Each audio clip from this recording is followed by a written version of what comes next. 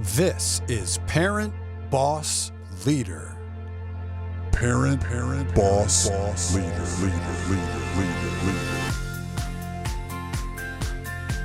And here's your host. She's a courageous voice for women, parents, and modern workforce leaders alike. She's a keynote speaker and proud mother of two, Vice President of Strategic Partnerships at ATR International, Laura R Munson. Hello and welcome to the show, Parent Boss Leader, a very interactive podcast where I interview leaders across industries. Today, we're speaking with Celeste Carrasco, an executive at AT&T.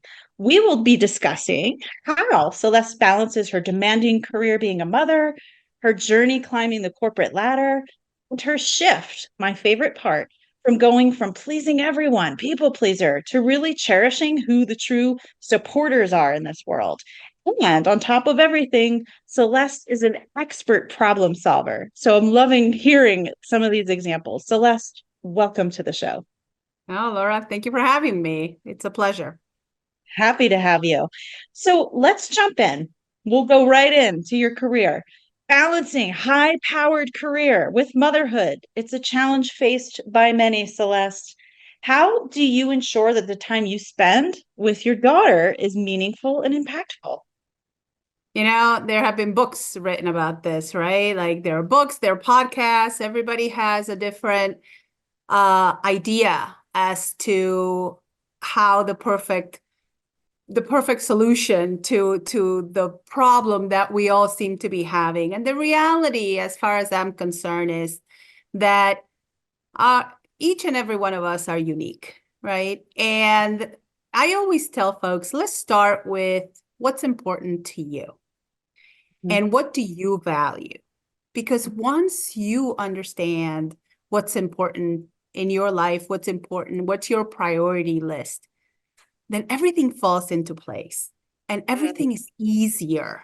It's easier to say no to something that is not a priority to you. So back to the original question, how do I do it? Is I understand what's important. In my particular case, my family is at the very top of what's important to me. And my job is important too, because my job helps me realize a lifestyle that I enjoy with my family. So it's like this symbiotic relationship between a job and a family, and prioritizing these two things and balancing between the two and the demands that they both have on my life and my time are navigated in a way in which I know would make me happy because one feeds into the other. So that's how I navigate a very busy schedule and a very demanding one. Yes. And naturally, being an executive at AT&T, we can imagine how busy you are and being pulled and having to balance being a mother as well. So I think that's really good advice, figuring out what is our true North Star, what are our priorities, and then other maybe non-priorities can fall off the list and it's okay. So what advice would you share for young professionals who are starting their careers, especially those who are looking to move up and increase their earnings? So that's a funny one, because I always get asked like, oh, what kind of advice would you give your younger self?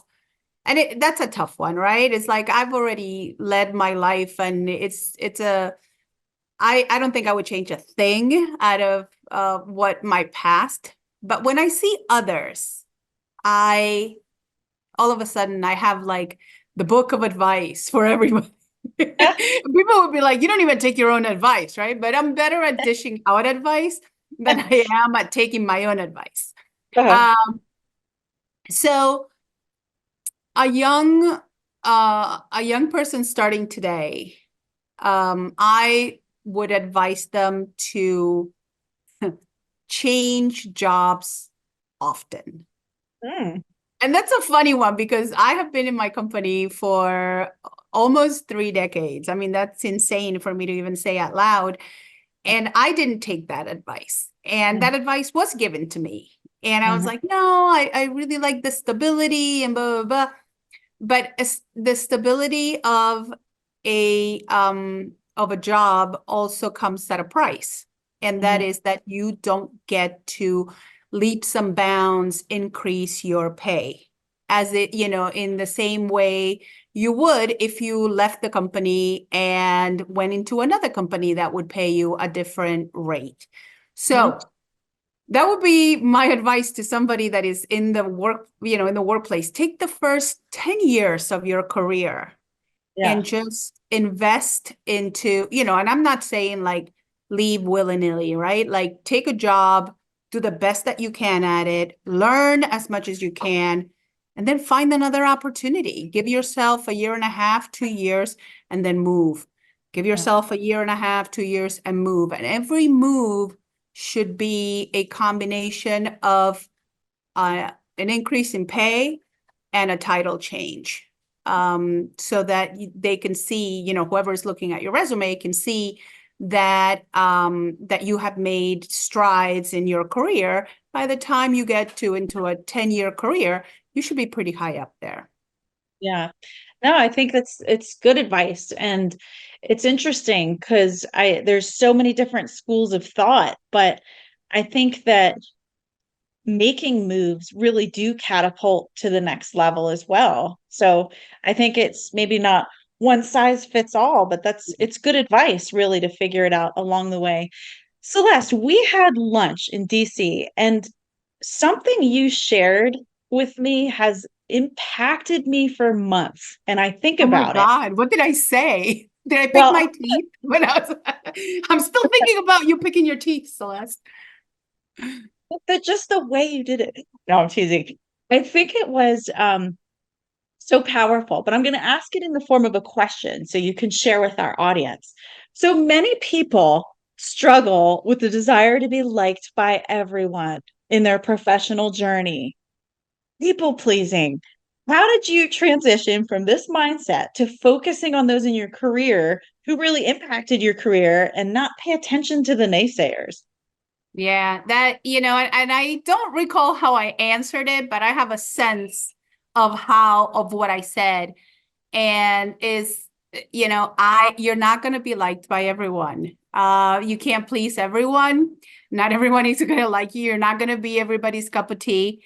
Mhm. And accepting that is what freed me. Yeah. From trying to be a people pleaser, because I would be hyper focused on a particular group or a person, whoever, and I would try to invest so much energy into trying to change this person's mind about me. Yeah. And they may have not even know me, but Yeah. I knew that they didn't like me. And for Mhm. whatever reason, I was like, oh, why don't they like me? I'm so great. I'm amazing. Everybody else likes me. Why can't they like me as well? Yeah. So the funny thing is that's a me problem, not a them problem. So the minute that I realized that it was a me problem, that I was the one that had the issue with them having an opinion that didn't align with what I thought they should be thinking about me. Once I realized that I could just let that go, it freed up, first of all, so much energy was being wasted into that. There was mental energy, emotional energy, actionable energy that I was investing into trying to make this situation into something that will be palatable to me. And the reality is, it doesn't matter. Like, it doesn't matter how you feel, how you think. Like, Mhm. it's okay. You want to like me? Great. You don't like me? That's fine. It's not going to be the end of the world. But it took me a really long time to realize that I was not okay with it. It had nothing to do with what people felt, but I wasn't okay with not being liked.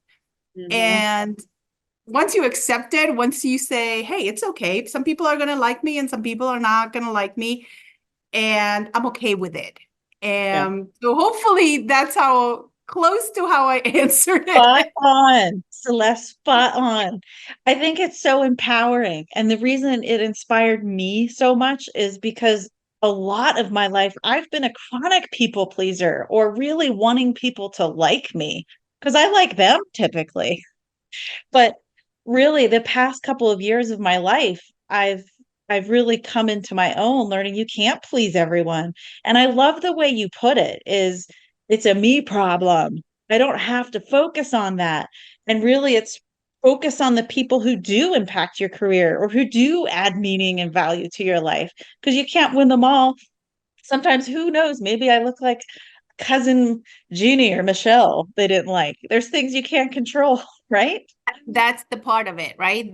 That you don't understand the full picture. And because we don't understand the full picture, we really cannot dive down into the reasons as to why they have feelings or they don't want to interact with you. And when you think about it, do you want to spend that much time digging into something that is as frivolous as whether you like me or you don't like me? It's almost like I am, and I always tell folks, it's like you are the star of your movie. Do Yeah. not focus so much attention on a background actor, right? Yeah. It's Yes. okay. Just Yes. keep it moving. People are not going to remember. Yes. That is good practical advice. You described yourself as a natural problem solver. And to the extent that even your father seeks your advice for construction issues. I love that, by the way. That is just a cool thing right there. Can you give us an example of how this skill has played out in your personal or professional life? So this is something that I feel that everyone can become a problem solver. You just have to allow yourself to put yourself in that situation and then think through the problem and figure it out, right? So think something really, really simple as I only have so many ingredients. What can I cook tonight, right? Now, a lot of people will be like, oh my God, why are you giving me that example as a problem solving? Because it's a great example for problem solving. You have a problem, you have to cook a meal, right? Now, most people won't describe that as a problem, but it's a situation. A meal needs to be cooked. You only have these ingredients, right? You never cooked the meal. Combination with those ingredients, what can you make happen out of this situation? To me, every task that you face it from a challenge perspective, not in which, oh, if I had more money, oh, if I had these, ingredients, oh, if I had, these materials, or if so-and-so was here. Well, the situation is not with any of those hopefuls of ifs. It's rather what you have in front of you. So if you take what you have in front of you and you think through the problem, I guarantee you can come up with a solution. And you'll surprise yourself because you'll be like, I never thought I could do that. I never thought. So we have been, the education system is great to teach all of us to do certain things, but they don't do a really good job about helping us think critically and strategically. So it's upon us to find these opportunities that would make us think in this way. It's like, how do I solve this problem if I only have this situation? How do I do this if I only have blah? So my friends make fun of me and they're like, you look at every situation like you're MacGyver, like you're going to come in and you're going to be like, I have a pack of chewing gum, a straw, and something else. And you're like, I got this, like I'm going to make this work. But the reality is that that's how my brain works because I look at every situation as an opportunity to think of something new or to, a new way of doing something.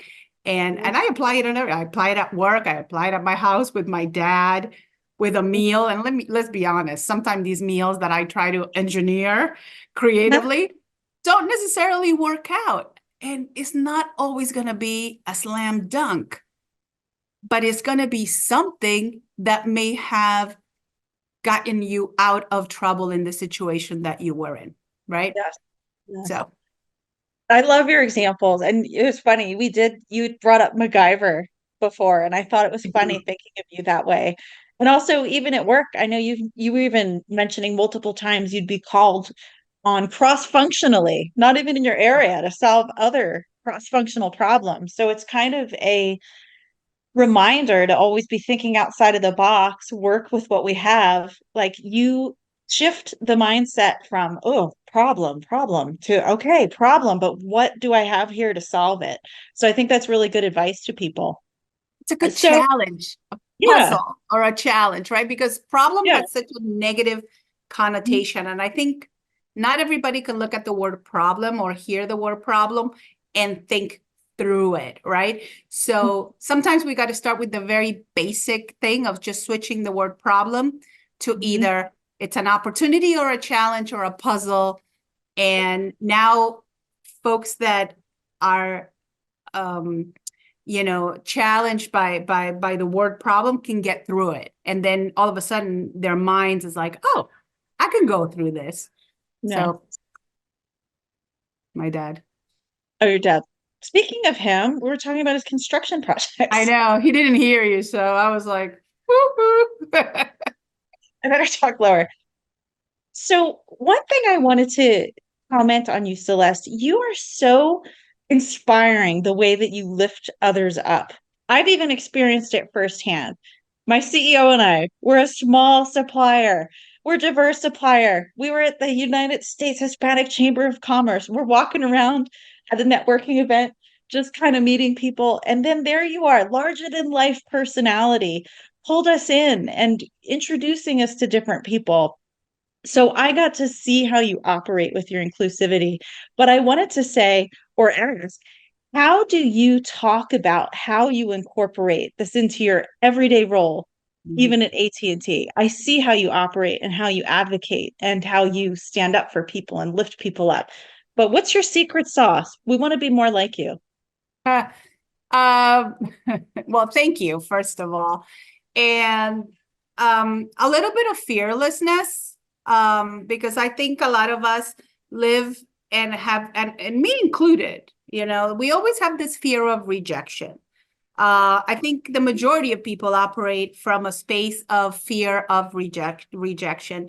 Mm. And I have actively practiced like allowing myself to be okay if I am rejected, right? Yeah. So that's again, that takes practice. It takes practice um to show up at a restaurant and say, party of one, right? Like to me, I remember when I was younger, I was like, party of one, like that's not gonna happen. Uh-huh. And now I say it louder than like anybody. I show up, I'm like, just me, and it's okay. And it's Yeah. okay.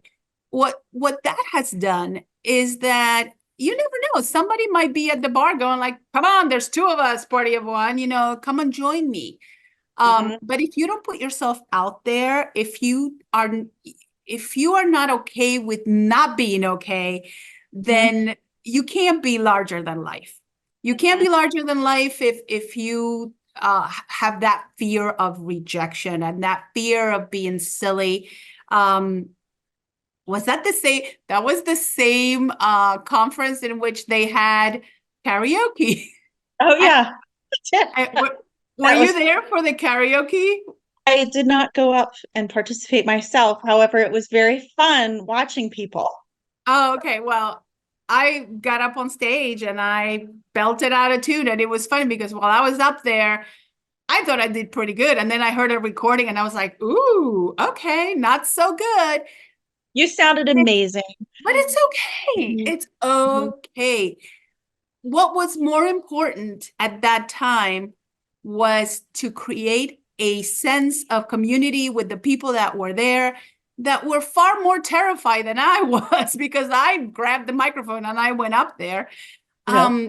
So it's about creating those opportunities in which you're like, listen, I may tank at this, but the Yeah. sun is going to come up tomorrow. Like it's Gonna- okay. Yeah. So what you experienced with me is that lack of fear, right? That the two of you could have been like, okay, cuckoo, right? And walked away. And that would have been the end of our interaction because I would have been like, okay, good. Keep it, again, my whole thing of like keeping it moving. I'm not going to dwell over the fact that the two of you didn't like me or didn't like my attitude or whatever. But instead you embraced it, right? You were like, hey, you said, we love your energy and blah, blah, blah.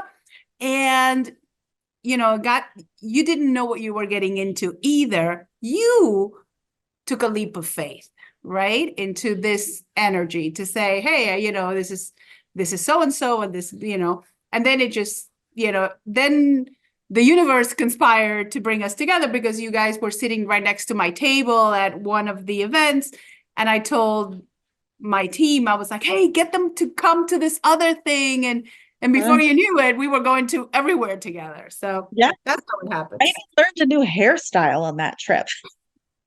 I love your little updo that you said. You always look very classy. Well, I think it goes without saying, Celeste, and it's quite obvious to our listeners that you have such a positive spirit and it's contagious. Not everyone has that trait. How do you maintain this positivity and how does it influence your leadership and your team dynamic? The number, I'm probably going to get in trouble by saying this, but the number one thing is I don't listen to the news for more than 5 minutes. Oh my gosh, yes. It's very depressing, isn't it? So I am not in a cocoon in which I don't know what's going on in the world, but that's the extent of time that I allow myself to get the top lines every morning as to what's going on in the world. And then that's it. Yeah. Like I have awareness and I keep it moving. That's smart right? advice. And so that's how I start, because I notice that the more I listen, Mhm. the more my mind focuses on, especially a lot of these things are on repeat.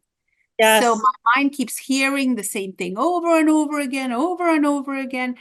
And I noted that it affects my overall well-being, how Yeah. I feel. I feel down. I feel heavy. I feel Yeah. depressed. Yeah. And it's no different than getting the information in the morning in 5 minutes and I'm good to go. And then those days are different. When I do the 5 minute, listening to what's going on and then just shutting it down and then moving on to something else, my days are completely driven by other items. And I practice gratitude. Yeah, so I will do things like today, for example, it's a snowy day here in New Jersey. And I was looking out the window and I just saw how beautiful the snow on the pine trees are. And I was looking out and I just said out loud and to myself, like, this is so beautiful. Like, this is such a beautiful image that I get to witness. I'm so lucky. I'm so lucky to be able to be a part of this day today, right? And the reason why I'm sharing that was because I happen to have done that today. But in the morning, I'll do things like I'll be walking from my bedroom to the bathroom to start to get ready, and I'll say things like, "It's cold today. I'm really grateful that I have heat in my house." Yeah. Right. And it'll just cascade because I'll say, and thank you because I have a house. Yeah. And thank you because I have a car. I have a good life. Right. And all of a sudden it's like, it just feels good. Yeah. And we sometimes are in such a automatic life that we forget to say to ourselves, to God, to your creator, to whomever, whatever you believe or don't believe, there's got to be gratitude in your life in order to feel this kind of energy. Yeah. And so I encourage people to, I know a lot of people talk to me and I feel that they're not in a they can't see all the good things that they have. And all I have to do is just mention it to them, and just put it into perspective. And I'm like, and you have this, and you have that, and you have that. So that one little issue that you were dwelling with, in the grand scheme of things, you are 99% there, right? And then they're like, oh, yeah. So why was I letting that little thing weigh so heavy on me? I was like, that little thing doesn't weigh as much as you think it does. You are allowing it to weigh that much, right? So perspective. Oh, I love it. I think even what you're saying, what's innate to you, has been backed up by science. I remember reading an article, Psychology Today, a couple years ago, and the article asked the question, how do you get rid of depression and anxiety? They said the opposite of that is being grateful, thinking of what you're grateful for. It starts obliterating worries and fears and anxieties and depression. So to me, that makes sense. You are a positive person. If that's part of your practice, you're putting that out there. And I think that's a great example. Celeste, last question for you. Looking to the future, what are your aspirations both in your career and as a role model to your daughter? Funny that you should ask that, because, my personal aspirations, I think I feel very, very happy and content. So I think I will continue to do what I'm doing. And I will be happy and I will achieve things and fine. No goal post on that. But recently, I came upon a realization that there are people around me, close to me, that are not getting paid in the way that I know they should be getting paid. So my goal is to help one person at a time. I'm not starting a business or anything like that. I'm helping one person at a time to find a new role in which they can increase their salary. So that's what I'm doing in the future. And that's just like taking an extracurricular class type of thing. Because I think that's something that fills my emotional cup in a good way. Some people do volunteer work. This is my way of doing volunteer work. Oh, I love that. And to me, you are setting the legacy, because what you're doing, your daughter sees too. So showing how much you serve and give back, she's watching that. She's also watching the way you've been an executive. She's watching. So I think that's powerful. And I love that you're helping people in that way. That's powerful. And half jokingly, I say, I'm like, and listen, I'm doing this out of the goodness of my heart, but in 10 years, when Daisy, my daughter, is looking for a job, I'm going to come knocking, okay? And they're like, of course. They're like, of course. And I'm like, I'm just kidding. And they're like, no, we mean it. Like, come look. Grateful. They are. I remember one of my first jobs. I was at Medtronic, and she was global leader for diversity and inclusion. And she took me under her wing in so many ways. And she has passed on, sadly, but she has a daughter who came into the work world within the past 10 years. And I've always thought of her, and I always keep her under my wing to help her. So I think people do pay it forward, and they are grateful. So doing one kind thing is a chain reaction for other kindnesses. Yeah. Celeste, what a fun conversation with you. I really appreciate your time. You are just such a cool person, and you're a good person in this world. Good vibes. Good vibes, Celeste. So to our listeners, thank you for joining us today. If you like what you've heard, please leave comments. You're welcome to like and subscribe. And if you'd like to learn more about Celeste, where can people find you? LinkedIn, Celeste, best place? Yeah, I'm definitely on LinkedIn. If I'm not awesome at reading all my messages, but if anybody leaves a message on this conversation, I'm more Yeah. than happy to reach out and connect directly. Great. Well, thanks for being on, Celeste. My pleasure. Have a good one. Bye.